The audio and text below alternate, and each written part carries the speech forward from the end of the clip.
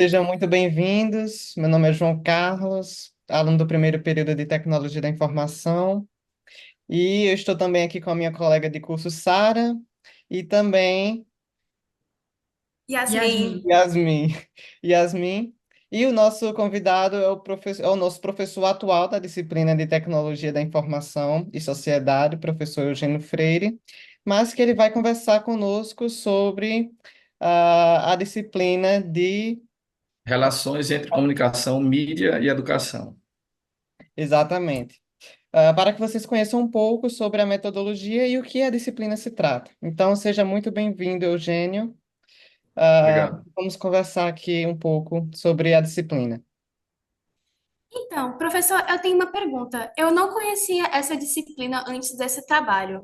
Sobre o que ela se trata, assim, de forma mais geral, e geralmente em que período a galera pega essa disciplina para cursar? Uhum. Em relação a período, não tem um muito específico, não, porque ela não tem pré-requisito. Eu acho que uma das vantagens das disciplinas da informática educacional é que normalmente elas não têm pré-requisitos. Então, você pode cursar quando bem entender. E a disciplina essencialmente trata de como, hoje em dia, a educação ela não está limitada à sala de aula. Então, quando você está jogando um videogame, por exemplo, sei lá, Civilization, você está aprendendo sobre história. Quando você está jogando Adventure, que tem uma narrativa, você está absorvendo de alguma maneira os valores daquilo dali. Então, essencialmente, a disciplina é isso.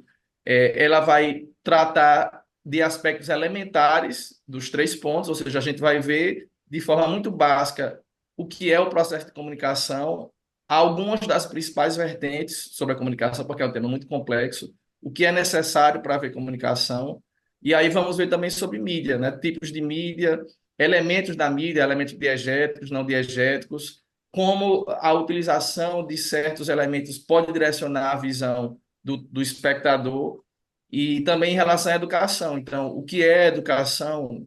Como a gente pode ter concepções distintas da educação, objetivos, como essa educação pode ocorrer fora do ambiente formal. Então, a gente vai ver essencialmente elementos muito básicos do que são cada um desses três pontos, educação, mídia e comunicação, e aí observar a inter-relação entre eles, especialmente como eles atuam como educação, né? Já que é o campo que a gente está. Então, essencialmente é isso, é observar o funcionamento essencial dessas instâncias, mas principalmente como a educação ela perpassa a comunicação e a mídia, e isso ocorre muitas vezes sem a gente ter a percepção disso, né? Então, dificilmente quando você coloca na Netflix ou vai no cinema ver um filme, você entende assim, eu vou participar de um processo educativo. Ou você vai escutar uma piada de stand-up que trata de certos valores, de certos preconceitos, você vai achar, eu estou tendo um momento de educação aqui. Então, quando a gente vai discutir, a gente percebe que, na verdade, o discurso ele é educativo. E as mídias têm um discurso, aliás, pode ter vários discursos, a comunicação também, o nosso próprio processo comunicativo do dia a dia. Então, a disciplina essencialmente busca desvelar essas dimensões educativas que estão nessa relação entre comunicação, mídia e educação. A gente, como desenvolvedor, a gente tem um papel ativo na transmissão dos valores a partir do que a gente cria. Então, essa é a ligação que tem, essa é a importância dessa matéria. Sim, porque vocês vão estar envolvidos num contexto social, né? Então, a produção do software, a produção da TI, ela está ligada também aos objetivos que se tem como sociedade, às formas de consumo, é, as funcionalidades também se relacionam a isso.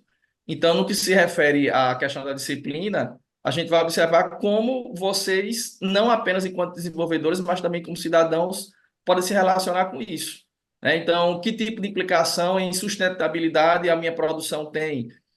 De que forma eu estaria fomentando desigualdade social ou mais equidade social com o modo de consumo relacionado? Então, a gente brincou aqui antes da gravação que eu gosto da Apple. Então, em grande medida, a gente tem nesses consumos tecnológicos também aspectos semióticos, que é um dos temas da disciplina, né? Então, quando você compra um iPhone, por exemplo, você não está pagando só pelo hardware, só pela funcionalidade. Você Está está pagando pagando pela também marca, pela marca, por pelo aquele símbolo, status. né? Então, isso fomenta. Aliás, qual o papel desse símbolo? É localizar hierarquicamente as pessoas, né? Não é outra função que não essa. Então, eu utilizo esse símbolo, então eu tenho um certo padrão de consumo. Assim como eu ando de carro, eu tenho um certo local social. Eu ando de ônibus, já tenho outro. Então, mesmo coisas muito sutis que a gente realiza, a gente está também fomentando certas visões de mundo. Então, na hora que eu me pauto por essa valoração, e não tem como a gente não se pautar, porque são processos inconscientes, eu estou fomentando essa ideia de que as pessoas vão ser balizadas pelo que elas consomem. Você é o que você compra. Então, para vocês que estão relacionados profissionalmente a essa ideia de consumo, porque é uma produção tecnológica, então, a despeito da opinião que se tenha, isso aí vocês vão ter liberdade de construir, é essencial que se discuta isso, né? Então, um egresso do BTI que apenas produza software e não reflita sobre isso, ele não vai ser um profissional completo, ele possivelmente não vai ser um cidadão tão consciente quanto poderia ser, né? Já que essas produções são meios de vida, não são fins por si só, né? A tecnologia ela tem era um meio para alcançar-se algo. Então, se a gente não pensar o impacto social que isso tem, a gente vai estar perdendo de vista todos esses processos que influenciam na nossa vida. Então, realmente é uma disciplina que tem muito debate, muita parte exatamente de conversar para poder chegar às ideias, chegar nas conclusões. Sim, sim. Então, o perfil do aluno da disciplina realmente é alguém que seja mais ativo nesse sentido da fala, do debate, que tenha um interesse em discutir essas ideias, porque, assim, muitas vezes as pessoas não sabem antes de entrar na disciplina, em disciplinas em geral, como é que ela vai funcionar e às vezes elas não são pessoas, por exemplo, que têm interesse ou em debate, ou nisso, ou aquilo. E embora necessitem, por exemplo, desse senso crítico exatamente para poder, de novo, produzir conteúdo que influencia outras pessoas, elas, por vezes, não têm ainda esse, vamos dizer assim, esse pensamento crítico. Geralmente, qual é o perfil, tipo assim, realidade, expectativa versus realidade. Qual é o perfil esperado de quem entra na disciplina e qual é o perfil de quem realmente entra na disciplina para cursar? O perfil esperado, eu não trabalho muito com isso, porque eu acredito que, numa perspectiva democrática, é importante a gente abraçar todos os perfis. Então, assim, por exemplo, na disciplina de TI e Sociedade, que é uma disciplina obrigatória, muitas vezes eu faço uma rodada sobre a razão das... Não, desculpe. Muitas vezes, em outras disciplinas que são optativas, eu faço essa rodada sobre o que trouxe a disciplina. E alguns dizem, não, é horário, ou é porque bateu. E na de TI Sociedade, alguns dizem assim, não, realmente eu estou cumprindo porque é obrigatório, eu nem gostaria de estar aqui. Então, nesses casos, eu digo assim, bom, eu espero que eu possa, pelo menos, contribuir de alguma forma, que esse tempo não seja desperdiçado, não seja tipo uma obturação de dente, que você tem que ficar lá parado e sofrendo com aquilo. E aí eu suponho que pode haver, né? Eu não tenho como mensurar exatamente com todo mundo qual foi o impacto, mas então eu não trabalho muito com essa ideia de perfil. Acho que quem estiver lá, eu busco fazer isso algo proveitoso, principalmente porque eu trabalho muito com exemplos da realidade. Então, eu trabalho muito com que os alunos consomem. Então, qual é o jogo que você está jogando, qual é o filme, qual é a série que você está vendo, qual é o mangá. E aí a gente associa os conceitos a isso para tornar algo mais significativo, né? O David Ausubel fala da ideia de aprendizagem significativa, que é quando você associa uma informação a algo uma informação nova, a algo que você já tem, é algo muito mais fácil de ser apropriado, né? A ideia do processo de equilibração de Piaget, que você tem o seu arcabouço de conhecimentos, de visões, e aí, quando entra algo novo, você desequilibra aquilo e vai reequilibrar para um novo processo. E em relação ao perfil na prática, eu acho que realmente o que o aluno precisa é estar aberto a não ter dogma, não ter tabu, porque eu discuto de tudo. Eu acho que a universidade não é local de tabu. Então, a gente discute sobre religião, sobre sexualidade, sobre política, sobre educação. Então, vale pôr em causa, sim, a educação. Ou seja, é importante ainda você ter um diploma, ou esse modelo está funcionando, do professor em pé aqui, vocês sentados. Então, a minha abordagem pessoal é um amplo ceticismo. Então, eu acho que o ceticismo é algo muito saudável. Você está sempre duvidando, seja do que for, inclusive de mim próprio, né? Não é à toa que muitas vezes a gente faz votações para ver como é que vão a disciplina e às vezes não prevalecem os exercícios que eu gostaria, né? Na disciplina de educação à distância, A gente tem um projeto que é sobre o portal das disciplinas também, mas mais no sentido do funcionamento, da estrutura, da usabilidade. E já aconteceu da gente fazer votação e a maioria não querer, e aí a gente continuou normalmente as aulas, não há problema.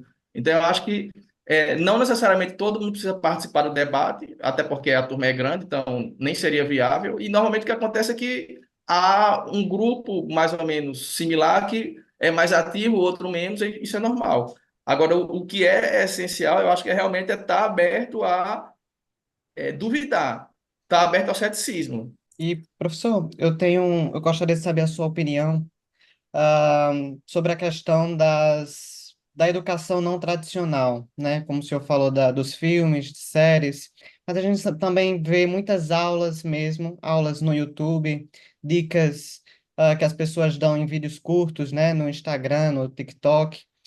E uma das coisas que eu percebo é que eu consumo cada vez mais esses tipos de conteúdo, né? E eu vejo que eles ganham cada vez mais força. Então, eu queria saber a sua opinião se um dia essa educação não tradicional, fora da universidade, ela vai se fortalecer tanto ao ponto dela ser mais importante, talvez, do que essa da universidade, ou não, se a universidade ela sempre vai ser a primária. Esse é um ponto interessante que você traz, que é também um dos temas da disciplina, que a gente vai estudar educação formal, não formal e informal. Então, a educação não formal seria aquela educação que ela tem uma estrutura metodológica, ela tem um objetivo, mas ela ocorre fora do contexto institucional. Então, um curso no YouTube sobre como fazer um sistema de aquaponia, por exemplo, para quem mexe com aquarismo. Então, isso seria uma educação não formal, porque, embora ela não esteja relacionada a uma instituição, mas ela ainda tem uma metodologia, ela tem um objetivo. Né? Ao passo que, quando você assiste um filme e aprende algo nesse filme, ou um jogo, como eu falei, né? Você está jogando Portal, por exemplo, você vai fomentar um pensamento fora da caixa, né? Porque você resolve problemas de forma distinta. E há muitos puzzles, jogos de puzzles que têm essa característica. Então, aí é uma educação informal, que você está sendo educado, educando-se, mas não há um objetivo específico da educação, ali é uma consequência. Então, nesse campo de educação não formal, que eu acredito que você está se referindo, eu acho que é muito interessante, muito importante, desde que também haja um cuidado com a questão das fontes, né? A gente sempre poder analisar se aquele conhecimento está correto, se tem um amparo, uma fundamentação. E essa questão da perspectiva a longo prazo, realmente eu não saberia dizer. Eu acho que talvez possa haver uma questão de soma, né? Talvez você possa ter a universidade se modificando para dar conta desse contexto no qual o acesso à informação em si ele está muito fácil e trabalhando de forma assíncrona. Essa é a razão pela qual eu tendo muito a trabalhar com projetos. E muito embora isso tire da zona de conforto muitas vezes os alunos e muitas vezes eles não gostem. Mas é aquela compreensão. Se o conteúdo expositivo já está disponível online, a universidade ela tem que se reinventar.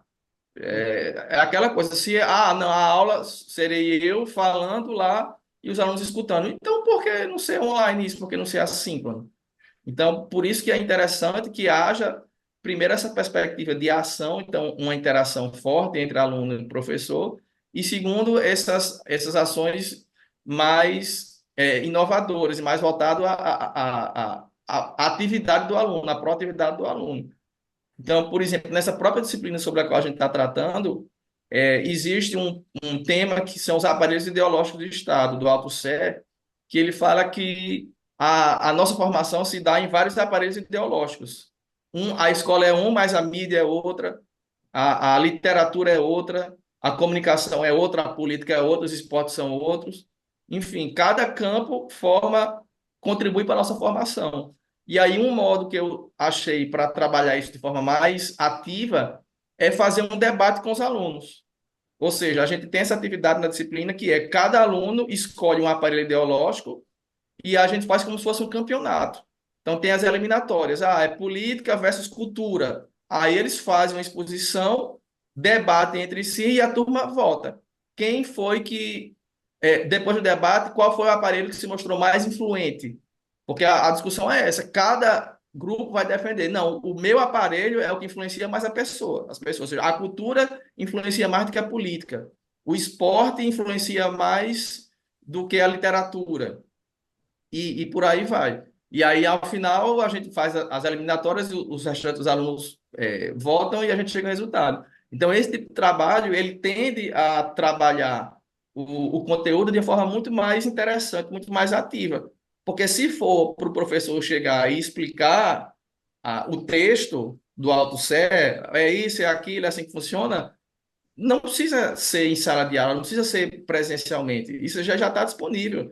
Vai ter muitas aulas interessantes, com gráficos, com estratégias que podem ser utilizadas. Então, o momento da sala de aula é justamente esse momento de atividade. Então, por exemplo, a gente tem uma atividade de revisão chamada Clube da Revisão, que como é que eu faço?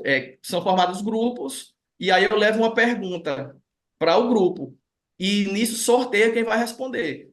E aí, acertou, tudo bem, vamos para a próxima pergunta. Sorteia outro do grupo. Na hora que o outro grupo erra, isso aí é paralisado e eu vou para um grupo seguinte. E aí, depois de um tempo, eu volto ao grupo original e lanço o dado novamente para alguma outra pessoa responder. E aí, se ela responder, passa para a próxima etapa. Então, até chegar na etapa final, e quem chegar na etapa final vence. Ou seja, o grupo só progride se todo mundo souber. Então, Uhum. na hora que uma pessoa errou e eu passo para outro grupo, o grupo, eu não preciso nem falar nada. Ele automaticamente ele fala assim: não, rapaz, é o seguinte, é assim, isso aqui, essa tal, tal. Pois não. E aí eles estão discutindo sobre aquilo e todo mundo vai se apropriar. E muitas vezes a explicação do colega é uma explicação mais inteligível do que do professor. Questão de linguagem, questão de ser uma outra visão. Então, isso leva de uma maneira orgânica aos alunos debaterem. Então, quando eu vejo tá lá a sala de aula, em vez de calada, vendo o professor, está todo mundo debatendo. Fica o burburinho, fica barulhento a sala de aula, é um barulho ótimo, porque as pessoas estão discutindo os temas da disciplina, e não de uma forma impositiva. Discuta isso. Não, naturalmente, elas querem vencer, e elas vão discutir entre elas. Então, o tema da disciplina é muito esse também, e das minhas disciplinas em geral. Eu busco muito trabalhar essa coisa mais de projeto, de proatividade, de criatividade, de pensamento fora da caixa, que é uma demanda grande da área de vocês, principalmente, e que é a grande reclamação do mercado. As pessoas não pensam fora da caixa, elas não têm proatividade, elas têm pouca criatividade. Muitos estudiosos entendem que é a própria escola que mata essa criatividade, né? Então a criança é muito curiosa, ela quer tatear tudo e aí começa, não, isso aqui não pode, não, fica calado, não, agora é hora de sentar, agora aí você vai se condicionando a ser um ser que apenas obedece e que apenas seleciona a resposta certa. Então não é assim, cria uma resposta, não, a resposta é A, B ou C, escolha qual é a correta que eu determinei que seja a correta. Então esse tipo de mudança ela tende justamente a quebrar esse paradigma que hoje em dia é completamente inadequado, né, no contexto social e profissional. Então, é necessário fomentar a proatividade e a criatividade, e é isso que eu tento fazer nessas atividades da disciplina. Eu acho que um dos grandes problemas da educação formal é que muitas vezes ela aprende para uma prova e o conteúdo é esquecido. O que eu percebo da educação informal, que o conteúdo ele consegue ser aprendido. Muitas vezes coisas que eu vi no filme, por exemplo, um filme, uma série que é médica, eu pego várias coisas ali e fica gravado na minha mente, não esqueço isso. Ou tipo, série policial, ou sobre direito. Então, isso fica muito mais na minha mente. Eu consigo aprender aquilo que muitas vezes, por exemplo, conteúdos que são mais de educação formal, não consigo, porque é muito estabelecido e não cria assim, uma forma de aprendizado, é muito decorado, sabe? Isso É daí que você muito está isso daí que você tá colocando tem uma explicação, que a retenção de informação nossa, ela está muito relacionada à afetividade. Então, se você associa um forte teor afetivo, e quando eu digo afetivo, é qualquer afeto, né? Bom, então é amor e é ódio, é afeto. Se você associa, comprovadamente, aquela informação fica. Então, digamos assim, se você estava andando numa rua e a placa era azul, você nem, se eu perguntar, você passou 10 anos ali, eu digo qual é a cor da placa, você nem sabe. mas se uma pessoa levou um tiro ali na sua frente, do lado da placa, você vai se lembrar, você vai, aquela placa azul, você vai passar. Quando você vê uma placa azul em outra cidade, você vai ter um calafrio porque aconteceu aquela tragédia na sua frente, né? Então, de uma forma ou de outra, o afeto, ele guarda as informações. Então, professor, justo essa parte é muito bom, esse lado lúdico, mais lúdico da disciplina, no sentido de trazer essas coisas que são mais do dia a dia da galera. E outra coisa que eu percebo, então, é exatamente por ser mais proativo, por ter mais debate, mais coisa, e essas coisas de realmente, sabe, mexer com o portal da disciplina, por exemplo, é que traz um lado mais prático para a disciplina, no sentido de assim, por exemplo, muita gente vem de, vamos dizer assim, escola, algo assim, e aí tem isso de não, por exemplo, não ter esse contato mais com realizar projetos, realizar algo que não seja essa prova padrão, como tinham dito. Então, acaba que não é a realidade do mercado de trabalho, né? Porque no mercado de trabalho você tem que ir lá, tem que ter proatividade, ver que tá Autonomia. tendo problema. Então, assim, é muito bom porque traz esse lado de desenvolver coisas, criar mesmo. Então, também é um dos objetivos da disciplina ajudar quanto a isso, tipo assim, ou acaba indiretamente, pelo menos, incentivando esse lado. Tudo que é disruptivo, ele acaba trazendo também esse desafio, né? O aluno está muito acostumado a tudo estruturado, tudo dentro da caixa, e aí essa aprendizagem ela é menos estruturada e, portanto, traz esses desafios. Mas é um desafio que ele vai encontrar na vida real, digamos assim. Então, não adianta a gente fazer essa coisa segura, com, com aspectos pré-elaborados, com regrinhas detidas, quando o aluno, sendo que quando o aluno sair, não é assim que funciona. Então, é interessante que a universidade também trabalhe essa autonomia, também trabalhe esse não pegar na mão, também trabalhe essa pouca estruturação para tirar o aluno da zona de conforto e, certamente, alguns não vão compreender, paciência, mas é importante que haja essa provocação para fazer justamente essa aproximação, né, da educação formal da vida cotidiana. Também acaba levando ao networking, queira ou não, né? Porque como tem esses debates, tem esses trabalhos em grupos, você é forçado, porque, por exemplo, eu percebi no curso, pelo menos assim, quando eu cheguei, a gente tá no primeiro semestre agora, quando a gente tá conversando, então eu percebi, assim, comparado, por exemplo, ao ambiente escolar, que queira ou não, a galera normalmente já se conhece há mais um tempo e tal, como são várias turmas em TI, muitas vezes você fica em turmas diferentes com pessoas diferentes, então é mais difícil você conhecer melhor as pessoas, por exemplo, da sua turma, do seu curso, e aí, menos comunicação, quer ou não, você também acaba fazendo menos conexões para o futuro. Então, essa parte de debate, de trabalho em grupo, também ajuda muito a exatamente conhecer. Você pega, fulano já sabe que você é bom no debate, que você tem interesse nessa área, que essas coisas, e acaba, quer ou não, formando essa rede já dentro da própria faculdade, da própria turma, não?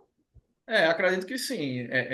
Você acaba tendo que ter esse trabalho em conjunto, né? Então, você fomenta não só esse network, quanto a própria capacidade de trabalhar em equipe, que também é outra demanda essencial. Então, dentro desse escopo, quando a gente vai falar de produções educativas, por exemplo, que mexe com comunicação, você vai ter que ter alguém para fazer o sistema que vai oferecer isso, você vai ter que alguém para produzir a pauta, para ter a ideia, no caso de vocês, do trailer, do audiovisual. Então, essa ideia de cada um pegar a sua competência e contribuir também é um aprendizado essencial, que a gente perderia se não houvesse esse tipo de atividade. E é interessante que é, é um processo longo você tirar esse modelo usual, porque eu sempre busco colocar em exercício uma característica muito importante da educação contemporânea que se busca, que é remover o professor do centro do processo. Então, nesse debate dos aparelhos ideológicos do Estado, quem vota não sou eu, quem avalia não sou eu, são os pares, são os alunos. Mas é uma coisa tão forte, essa centralização do professor, que, vez ou outra, eu percebo os alunos apresentando para mim. Mas dá vontade de falar assim, mas não sou eu que vou avaliar vocês. Você está querendo persuadir os seus colegas. Mas a gente forma, bate tanto nessa tecla de que é o professor, professor, que aí você tem, mesmo nessas atividades, essa postura. Né? Enquanto que, na verdade, o ideal é que o professor seja um provocador. Então, não é que o professor não tem importância. Porque se você, então pronto, deixa o aluno lá sozinho e pronto. Não. O professor, ele estrutura as situações, ele provoca e, a partir disso, coloca os alunos no centro. Então, isso é uma ideia de autonomia. Né? Então, você se retira dali enquanto professor para que a atividade ocorra entre os alunos, mas a partir da situação que você provocou. E muitas pessoas têm a imagem, né, que um programador, ele trabalha só, né, ele é isolado só ali na frente da tela do computador, mas muitas vezes não é assim, né? Muitas vezes os programadores precisam trabalhar em equipe, né? Por mais que cada um tenha a sua responsabilidade, cada um vai fazer uma tela diferente, mas essas telas elas precisam ter, por exemplo, a mesma tipografia, o mesmo um layout parecido, né? Então esse trabalho em equipe muitas vezes na área da tecnologia muitas pessoas acham que não existe, né? Mas não é bem assim que acontece. É. E um outro ponto que suscita nessa sua questão são realmente essas habilidades de comunicação, que elas são trabalhadas não só nessa disciplina de relações entre comunicação, mídia e educação, no que diz respeito à produção de podcasts, quanto nas outras que eu leciono, e em grande medida nas disciplinas de humanidades, que estão relacionadas ao BTI. Então, na área de administração, na área de língua portuguesa, na área de informática educacional, porque o que acontece muitas vezes eu faço um trabalho que envolve um projeto de TI, uma ideia, e aí o aluno coloca aquilo no papel, eu dou uma avaliação, aí o aluno não concorda, aí vem me apresentar e fala, não, mas na verdade era assim, era assado, era assado. Pronto, tudo bem, agora eu entendi, mas isso não está no texto. Uhum. Então, não adianta você ter uma ideia fantástica se você não consegue comunicá-la, se você não consegue expressá-la de uma forma inteligível, de uma forma didática, se você não tem a prática de comunicação verbal para trabalhar mesmo em situações de tensão, porque muitas vezes você vai apresentar uma ideia para um financiador, para alguém que pode lhe dar uma oportunidade, lhe dar um aporte financeiro, você tem ali 3 minutos com a pessoa e não adianta dizer, ah, não, eu estou nervoso agora, depois eu volto. Não, é aquela sua chance. E você vai ficar nervoso. São reações naturais nossas. Não existe essa pessoa que não fica nervosa. Porque a gente tem que aprender a lidar com esse nervosismo. É uma reação natural nossa. Então, essas atividades também que provocam e levam a esse tipo de exposição também pode ser importante para o profissional de TI, né? Porque são também competências importantes que se tenha habilidade de comunicação, capacidade de escrita e capacidade de expressão pública, né? Para poder lidar com essas instâncias que você não vai ter mais de uma chance, né? Uma espécie de um pitch de elevador. Você tem ali 3 minutos e não perdeu a chance. Então, por isso que é importante não só essa disciplina que a gente está tratando agora, mas outras que trabalhem com as linguagens, com a comunicação e com a informática educacional. Não só a pessoa aprender a aprimorar essas habilidades, mas outra coisa muito importante que eu acho que, por exemplo, a gente percebeu em TI Sociedade, que é com o senhor aí no nosso caso, e eu também acho que se aplica para outras disciplinas com o senhor. Eita. É isso de reconhecer as habilidades que a gente tem no momento. Tipo assim, pô, estamos num trabalho em grupo. Vamos ver, fulaninho é melhor em tal coisa, cicraninho é melhor em tal coisa. Alguém, por exemplo, é melhor nessa parte verbal. Pô, coloca ele para apresentar, porque é quem consegue transmitir melhor a ideia. Então, assim, a pessoa acaba reconhecendo as habilidades do grupo e essa parte da comunicação mesmo no mercado. Por exemplo, se eu estiver trabalhando no front-end e você estiver trabalhando no back-end e a gente tiver ideias totalmente diferentes do que a gente está fazendo, a gente vai acabar colidindo e não vai dar para usar nenhum dos dois. E ninguém vai acabar querendo ceder, vai acabar chegando perto do prazo, ninguém vai ter nada feito. Então, acabam não queira ou não reconhecendo também quem do grupo é melhor para qual função. E eu acho que isso já ajuda também a galera até depois na hora de se especializar, ver, nossa, eu trabalhei com isso, eu testei isso, eu gostei mais dessa parte, por exemplo, TI, mas também ligada para comunicação, para marketing ou para educação, transmitir essas ideias. Então, acho que queira ou não já dá uma experiência, vamos dizer assim, diversas acaba levando a pessoa a ter contato a mais áreas, mais partes, mais funções, para já depois poder escolher. Mas eu queria fazer uma pergunta também quanto à carga horária da disciplina, porque exatamente tem muita coisa, muita parte de debate, muita parte ativa, e que geralmente, exatamente por ser uma coisa que requer interação, demora mais tempo do que um Ctrl+C, Ctrl+V. Como é a carga horária da disciplina, professor? Ela é uma disciplina de 60 horas e tem um ponto interessante que algumas vezes, a gente consegue fazer ela em um dia só. Ou seja, ao invés de fazer segunda e quarta, ou terça e quinta, a gente faz na sexta-feira. Inclusive, eu acho que isso é um diferencial até para ajudar e convidá-los a participar, porque normalmente é na sexta. Então, sexta-feira é um dia muito subutilizado no IMD, porque as disciplinas normalmente são segunda e quarta, terça e quinta, segunda e quarta, terça e quinta. Aí uma ou outra, segunda, quarta e sexta. Então, e é só você olhar o próprio prédio do IMD, né? Normalmente sexta-feira ele está quase que vazio, enquanto que Já segunda estão e no final de quarta, semana. pois é, a pessoa já está sextando, né? Então, essa disciplina, ela tem essa particularidade, em muitos semestres, né? Eu procuro, na medida do possível, fazer isso. Então, na última execução dela, foi assim. Então, por exemplo, os 4 horários, tarde, 1, 2, 3, 4, ou manhã, 3, 4, 5, 6. E aí, com isso, a gente consegue fazer essas atividades de forma mais tranquila. Então, em vez de você quebrar o debate no meio para poder ir para outro dia, a gente faz tudo de uma vez. Então, tem essa característica. É uma disciplina de 60 horas, 3 unidades, portanto, mas ela tem essa facilitação em muitas execuções, que é tudo na sexta-feira, né? Não é à toa que a gente costuma receber também muito aluno de outros cursos.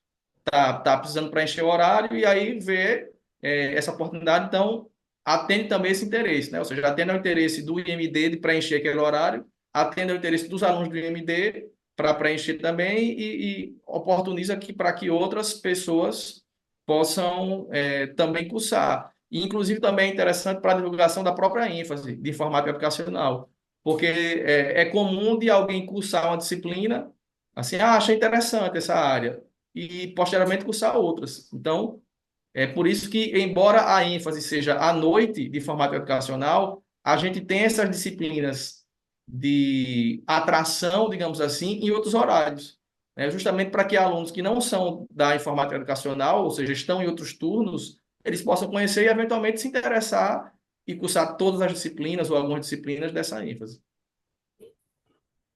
Isso é muito bom porque, por exemplo, de novo, a gente acaba sendo um bloqueio quando só tem um certo horário, por exemplo, de noite. Eu curso tudo pela manhã. Só tem de noite, a pessoa acaba evitando ter o primeiro contato.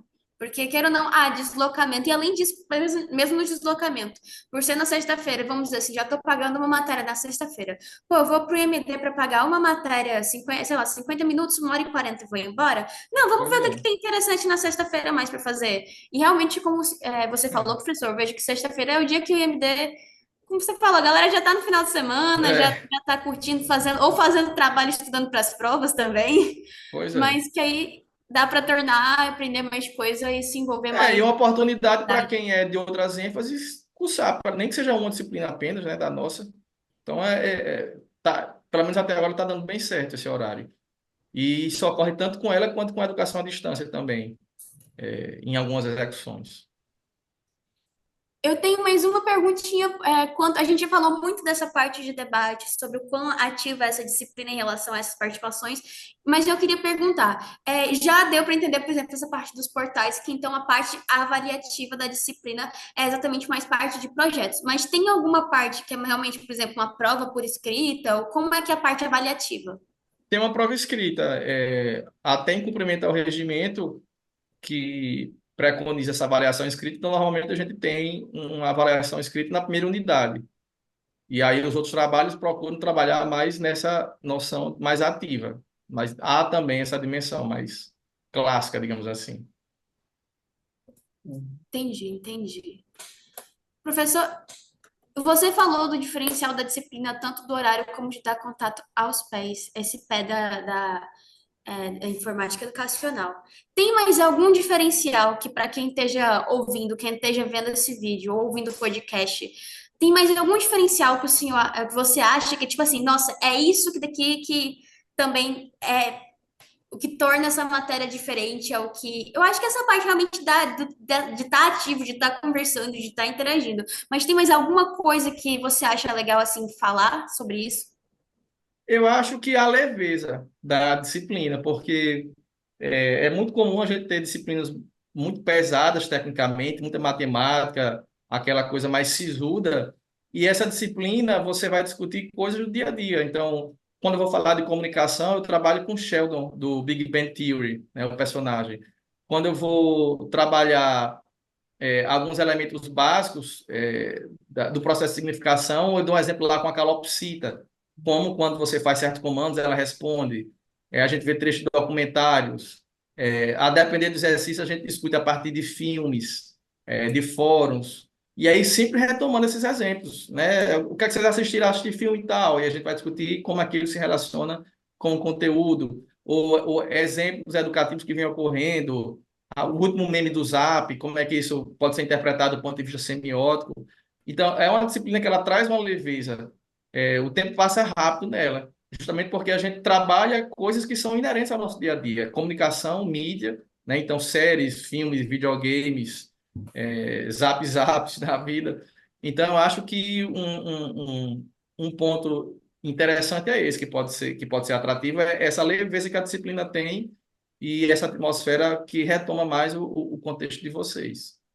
É num curso que é tão de exata, que é tanto de cálculo, que é tanto. Você fica o dia inteiro mexendo em número, mexendo em código, encarando o computador, que era o contato mais humano, uma coisa mais. Não é, mas como é que eu falo? Mais humana, assim mesmo, de ter, Sim, estar sim. conversando com alguém, de estar interagindo, realmente ajuda um pouco a. É um, é Principalmente um, é na um momento, sexta-feira. é um momento que faz diferença quem você é.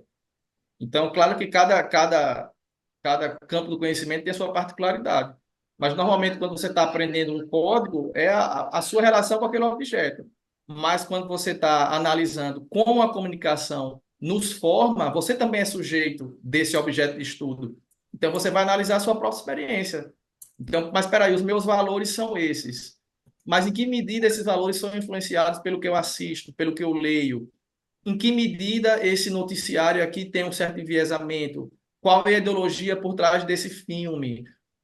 Como esse valor suporta o consumo? Que tipo de visão de mundo eu estou propagando, considerando o meu discurso, o meu consumo, a minha forma de relação, como eu me visto, o que eu almejo, né? Então, na hora que o objeto de estudo também é você próprio, aquilo tende a ser mais engajador, ser mais humanizado. E aí você vai escutar as experiências dos outros também. Ah, mas esse filme eu vi assim, eu vi assado.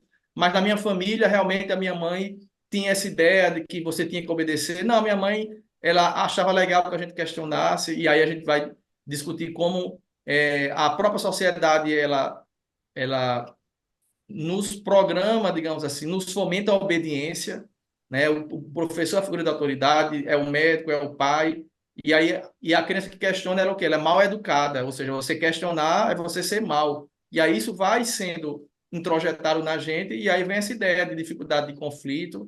Então, em razão disso, a disciplina pode ser bastante atrativa.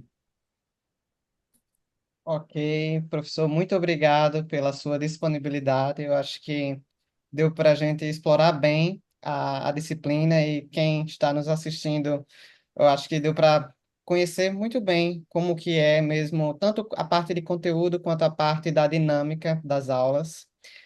Eu espero que os senhores tenham gostado desse papo, tanto quanto a gente. Muito obrigado também, Sara e Yasmin, pela companhia aqui comigo.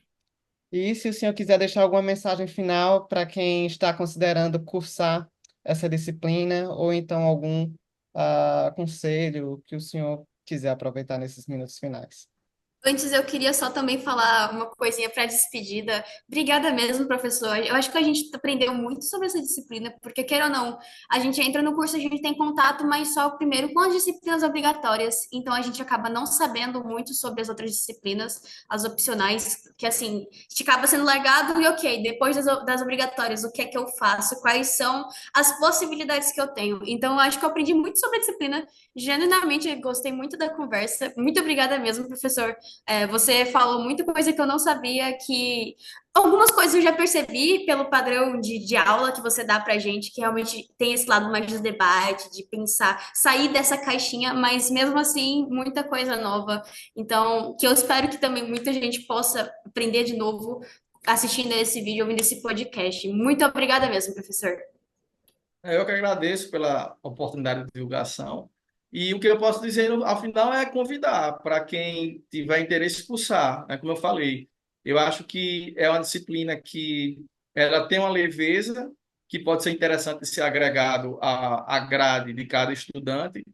Ela trabalha a partir dos próprios alunos, então o que a gente vai fazer é examinar as nossas experiências o que nós consumimos, filmes, mídias, jogos, redes sociais, e examinar como isso se relaciona com o contexto da disciplina, então ver os conceitos à luz da nossa experiência, e também essa questão da carga horária pode ser bastante atrativa